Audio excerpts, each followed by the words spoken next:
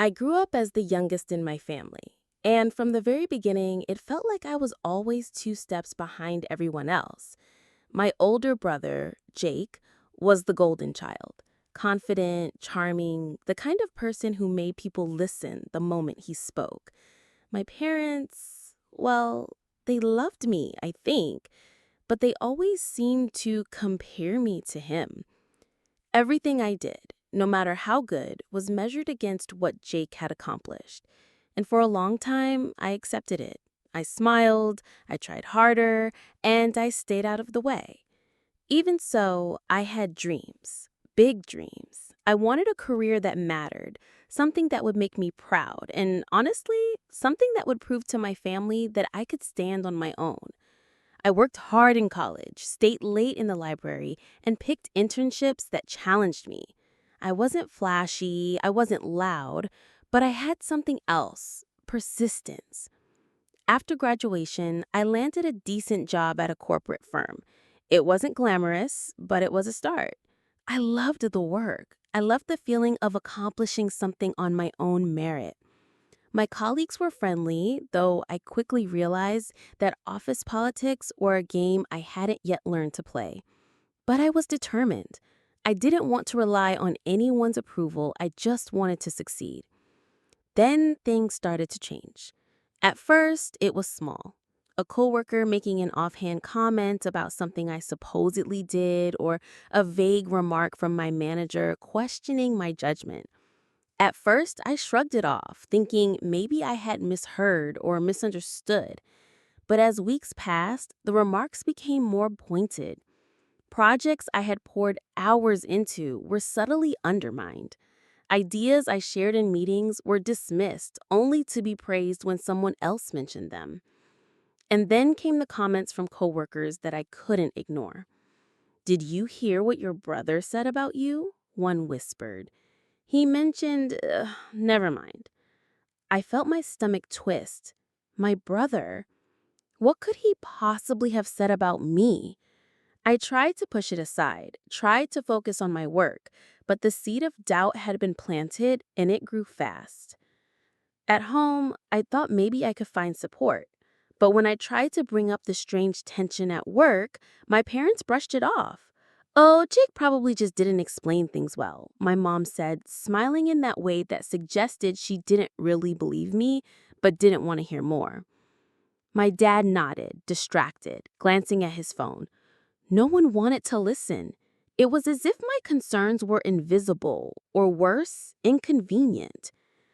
I remember the night I sat alone in my apartment, staring at the stack of emails and the notes I had taken about projects that had been twisted or misrepresented. The realization hit me like ice water. Maybe it wasn't just office politics. Maybe someone was actively working against me. And the worst part? It felt like my own family was behind it. I couldn't imagine it. I didn't want to, but deep down, I knew I had to be honest with myself. If they were trying to ruin me, if my own brother and parents were spreading lies about me, there was only one way forward. I had to stay silent, stay strong, and find a way to prove them wrong. But I didn't realize that was just the beginning of the nightmare. The first incident that made me realize this wasn't just paranoia happened during a team meeting. I had spent weeks preparing a proposal for a major client, double-checking every detail, running numbers late into midnight. I was proud of it. This was the kind of work that could finally get me noticed. But when I presented it, something felt off. My manager kept interrupting, questioning minor details as if I hadn't thought them through. One of my coworkers smirked while asking questions that seemed designed to make me stumble. And then came the comment that froze me. "Are you sure you did all this yourself? I thought Jake mentioned something." My heart stopped. Jake? My brother? What possible reason could he have to interfere with my work? I kept my voice steady, answering each question as best I could, but the damage was done. After the meeting, whispers followed me. I heard pieces of conversations. I heard someone said she, Isn't it odd how every fragment felt like a tiny blade slicing away at my confidence? That night, I went home hollow. I wanted to call my parents, tell them what was happening, ask them to confront Jake, but something held me back. I already knew what their response would be. They'd downplay it, reassure me with half truths, and maybe even question my judgment. I couldn't rely on them. Not this time. That's when I realized staying silent wasn't just a choice, it was my only weapon. If I reacted in anger, if I confronted them now, it could backfire. I had to be patient. I had to work harder, smarter, and above all, keep building my reputation outside their shadow. Little did I know, the lies they were spreading were only getting stronger, and the real test of my strength was still years away. I tried to bring it up at home, hoping for at least a little support, but walking into my parents' living room that evening was like stepping onto a battlefield I wasn't prepared for. I took a deep breath and started carefully. Mom, Dad, something's happening at work. People are saying things about me that aren't true. And Emily, my mom interrupted, her tone clipped but polite. We're sure it's nothing. You know how offices can be. People talk. You just have to focus on doing your job. But it's more than that, I insisted, my voice trembling. It's coordinated. Someone is spreading lies about me, and I think it's Jake. He's been talking to people at my office. My dad looked up from his phone, expression blank. Jake? Don't be ridiculous. He has his own career to worry about. You're imagining things. That's when the familiar anger started to bubble up inside me, the kind I had always buried because it was easier than dealing with it. But this time, I let it show. I'm not imagining things. I've heard it from coworkers. My projects are being undermined, my ideas are stolen or twisted, and I think you know about it too, because you always defend him. Silence. The room felt heavy, like the walls were closing in.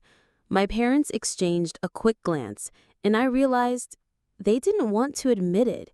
Maybe they didn't even want to face the fact that their own son was deliberately sabotaging me. I left without saying anything more, my chest tight, stomach churning.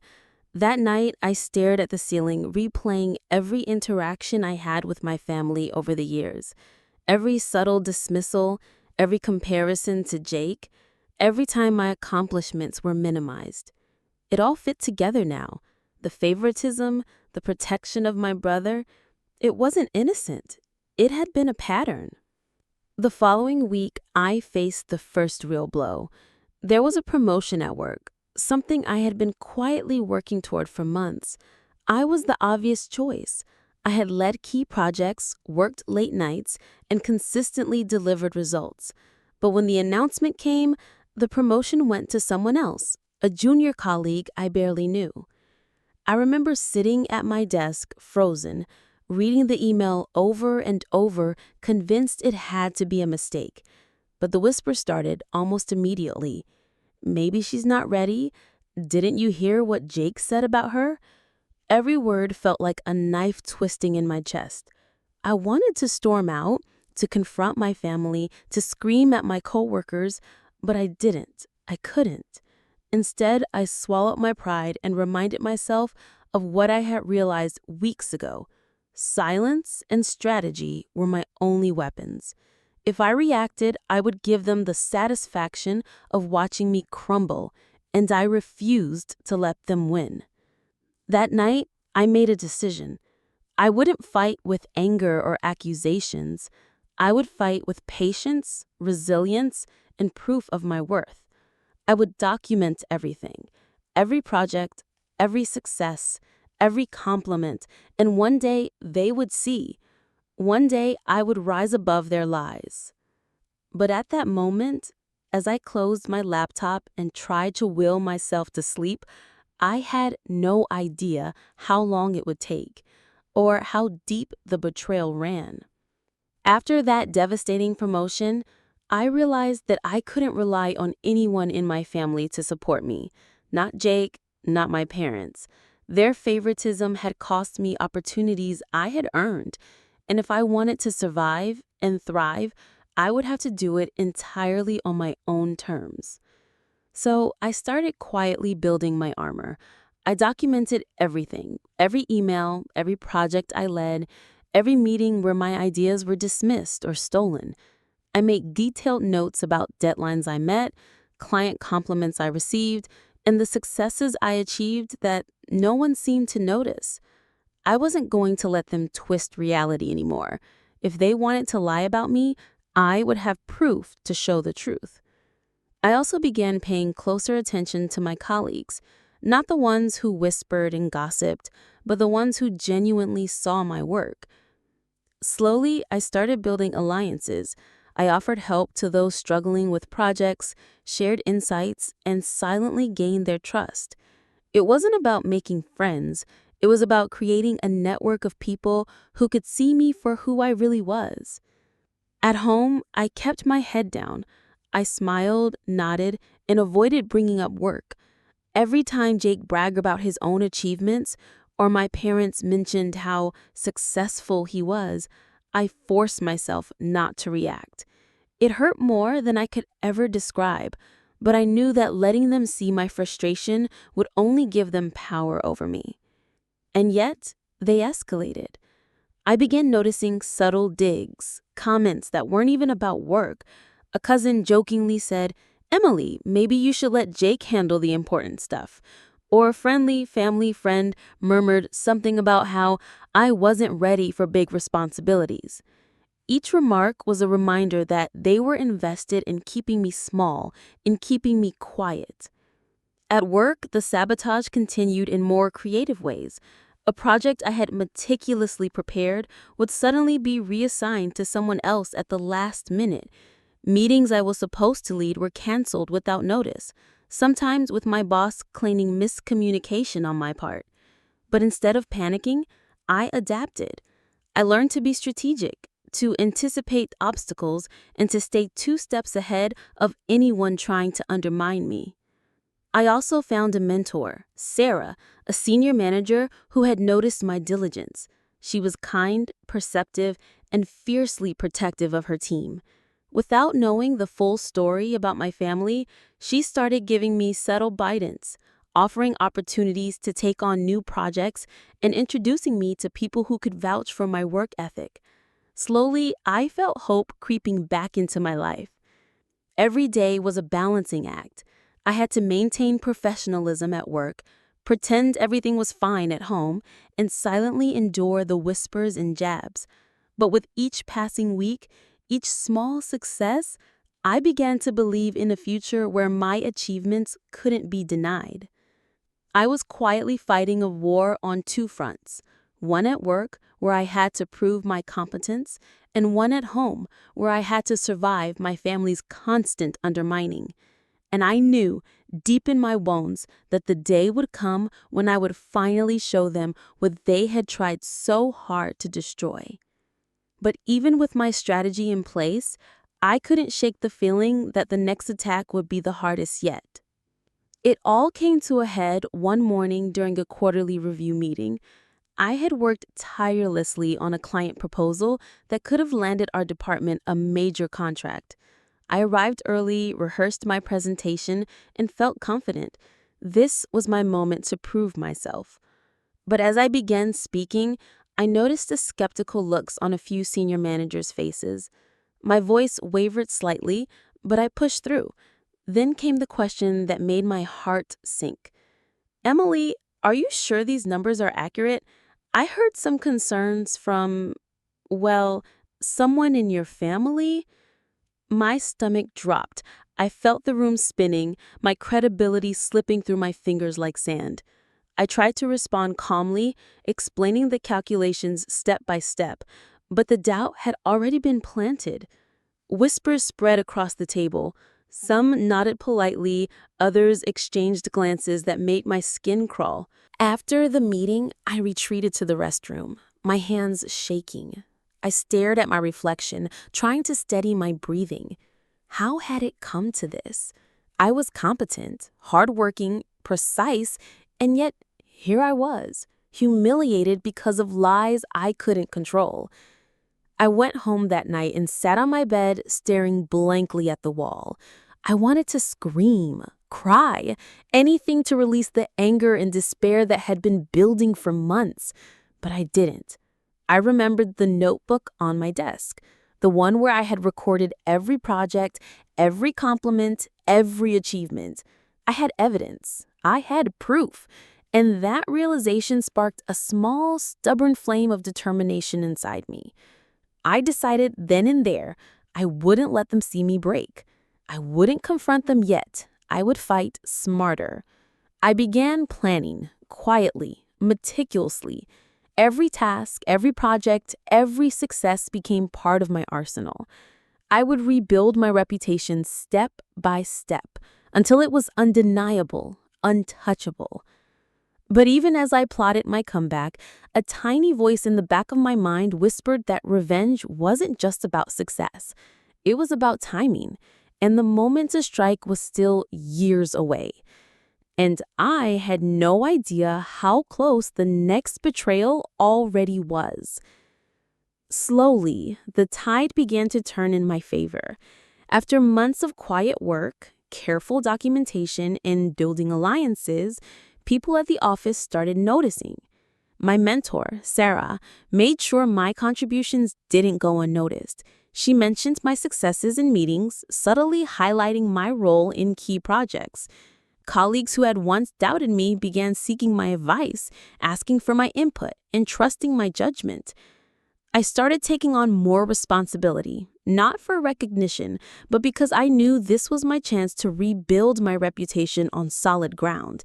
Every project I completed flawlessly, every client meeting I handled with confidence, added another brick to the foundation I was quietly constructing. At home, the tension grew. My parents, who had once dismissed my concerns, began asking questions about my work life more often. Jake, my brother, seemed unusually guarded, avoiding casual mentions of my achievements and sometimes giving off an edge of defensiveness when our paths crossed. I knew my quiet progress was making them uneasy, though they would never admit it. There were moments of doubt, of course. Late nights alone in my apartment, reviewing reports and emails, wondering if the effort would ever be enough. But then came small victories. A client compliment, a colleague's nod of approval, recognition from a senior manager. Each one fueled me, reminding me that their lies couldn't erase the truth of my hard work. By the end of that year, I was no longer invisible. My reputation was slowly shifting from the quiet one to the one you can rely on. And somewhere deep inside, I knew that the culmination of all my effort, the promotion I had been denied for so long, was just within reach. Yet, even as I felt hope returning, I couldn't shake the nagging awareness that my family, especially Jake, was still watching, still scheming, still invested in keeping me from claiming what was rightfully mine. And I realized that the next step wouldn't just be about success. It would be about facing them head on.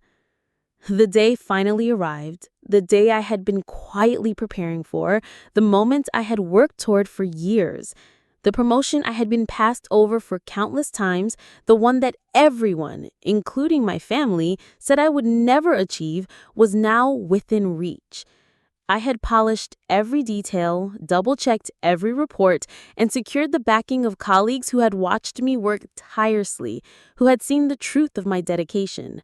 For the first time in years, I felt the familiar thrill of possibility, tinged with the knowledge that my family had no idea what was coming. When I told my parents casually, trying to gauge their reaction, their faces froze. Mom's smile faltered, Dad's brow furrowed, and Jake, I could see it immediately. His confident smirk was gone, replaced with the flicker of panic I had never seen before. You got nominated?" my mom asked, her voice tight. I nodded slowly, keeping my expression neutral. "Yes, I've been recognized for my contributions on several key projects. It's official." There was a long, heavy silence. My father looked down at his hands, avoiding eye contact. Jake's jaw tightened, and I could practically see him calculating how to salvage whatever control he thought he still had. At work, my allies quietly cheered me on. Sarah, my mentor, gave me an encouraging nod that said more than words ever could. I felt a surge of pride mixed with the quiet, simmering satisfaction. My family, who had underestimated me, had no idea that the very person they tried to suppress was now unstoppable. Over the next few days, I noticed subtle changes in my household. My parents asked more questions, always cautiously, trying to sound supportive but failing to mask their anxiety. Jake, on the other hand, avoided discussing work entirely, his usual confidence replaced with a thin veneer of calm. I kept my composure, giving nothing away. The closer the promotion review came, the more palpable the tension became. At home, I could feel my family watching me differently, as if finally realizing that their efforts to hold me back had failed. I smiled politely, stayed professional, and waited. I knew the real power lay not in confrontation, but in timing.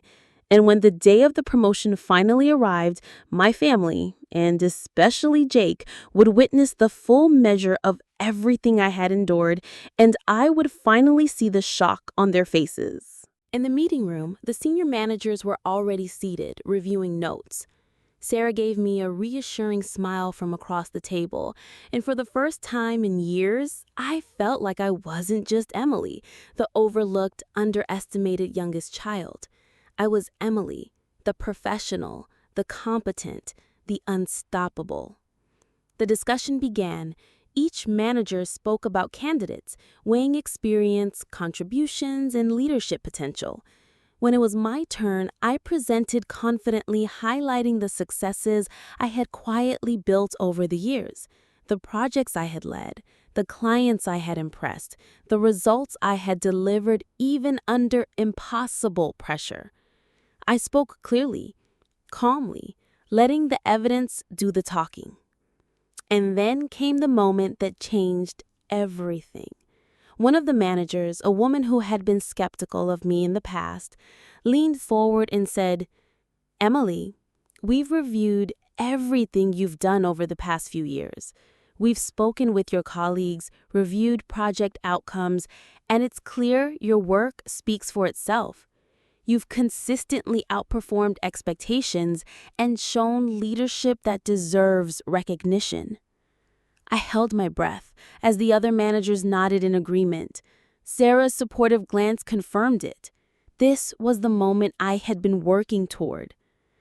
"And," she continued, "we are promoting Emily to senior project manager." The room seemed to explode around me. I felt a wave of relief, joy, and vindication wash over me. All the sleepless nights, the whispers, the lies, and the betrayals, they had not broken me. I had survived, thrived, and finally, the world outside my family's shadow acknowledged my worth. Later that evening, when I called my parents to share the news, I could hear the disbelief in their voices. You got it?" my mom asked, her tone tight, almost incredulous. "Yes," I said, keeping my voice steady, calm. "After years of hard work and dedication, they recognized my efforts. I've earned this." Jake's voice on the line was strained. I didn't think, how did this happen?" I smiled quietly to myself. I could almost hear him scrambling in his mind, trying to figure out how the person he had undermined, dismissed, and tried to ruin was now standing above him. I didn't answer. I let the silence speak for me. The promotion, the recognition, the proof of my capabilities, that was my revenge. But the real shock came a few days later. During a casual conversation with a distant cousin, someone I trusted, I finally heard the confirmation I had feared, but also secretly anticipated. Emily, I hate to say it, but Jake told a few people at your office that you were unreliable, difficult, and untrustworthy. Mom and Dad didn't stop him. They even laughed about it once. I froze. Every lie, every sabotage, every unfair setback, they had been orchestrated, and my family had been complicit. And yet, here I was, promoted, recognized, standing taller than I ever had, while those who tried to break me were left speechless, forced to watch my success. I realized in that moment that revenge wasn't about yelling, confronting, or humiliating them. It was about proving that I was more than their lies, their favoritism, and their petty jealousy. The best revenge was showing them that no matter how hard they tried to suppress me, I would rise. And I had. A week after my promotion, I finally decided it was time to face my family. Not in anger, not in revenge, but in truth. I invited them over to my apartment, the place where I had spent so many late nights working, documenting, and quietly building the life they tried to sabotage. I wanted them to see me as I was now, not the quiet, overlooked youngest child, but someone who had endured, survived, and finally, the world outside my family's shadow acknowledged my worth. When they arrived, Mom and Dad tried to act casual, but I could see the tension in their expressions. Jake, as usual, tried to mask his discomfort with a forced grin, but his eyes betrayed him. I motioned them to sit, and for the first time in years, I let myself take the lead. "I want to talk about something important," I began, keeping my voice steady. "You all know I've been working hard at my career for years. You know there were challenges, things that made it harder for me than they should have been. And I want you to know that I know the truth." Mom shifted in her seat, avoiding my gaze. Jake leans back, crossing his arms defensively. My father cleared his throat, saying nothing, waiting for me to continue. "I know that Jake spread lies about me at work. I know that you, Mom and Dad, didn't stop him. I know that your favoritism, your protection of him made it harder for me to succeed. And I also know that despite all of that, I worked harder than ever, stayed true to myself, and I finally achieved what you said I never could." The room went quiet. Jake's jaw tightened. Mom's hands twisted nervously in her lap. Dad's face was unreadable, but I could feel the shock radiating from him. "I'm not here to yell," I continued, my voice calm but firm. "I'm not here to punish you. I'm here to tell you that your attempts to hold me back failed. I am standing on my own, stronger than ever, and I hope that someday you understand the consequences of underestimating me." Jake finally spoke, his voice low. "Emily, we didn't think, save it," I said gently but firmly. "I don't need excuses. I just needed you to know the truth.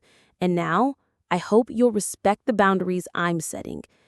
I will continue to have a relationship with all of you, but it will be on my terms, not yours." There was a long silence. None of them argued, none of them interrupted. For the first time, I felt like I had regained control, not just of my career, but of my life, my dignity, and my self-respect. As they left later that evening, I watched them go with a quiet satisfaction. I didn't gloat. I didn't need to. They had seen me succeed, and that was enough. Sometimes the most powerful revenge isn't in words or actions. It's in proving that nothing they did could ever define me. Sitting alone afterward, I finally let myself breathe. I thought about all the nights I had doubted myself, all the times I had wondered if I was imagining it, and all the moments I had felt trapped by their favoritism. I realized something important.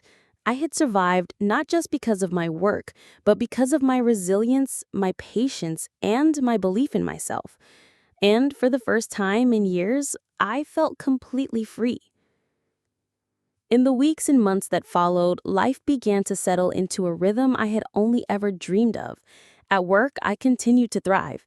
My promotion wasn't just a title, it was validation, a recognition of the countless hours I had poured into my career, and a testament to my perseverance. Colleagues treated me with the respect I had always deserved. Clients sought my guidance, and every project I led reminded me that my hard work had finally paid off. At home, the dynamic had shifted too, though not completely. My parents and Jake were more cautious now, quieter in their judgments, perhaps realizing that their attempts to undermine me had failed. I didn't need to rub it in. The satisfaction of knowing I had succeeded despite them was enough. Every glance, every question, every awkward conversation reminded me that I had grown stronger, not just professionally, but personally. I spent more time reflecting on my journey, on all the nights I had felt defeated, humiliated, or invisible.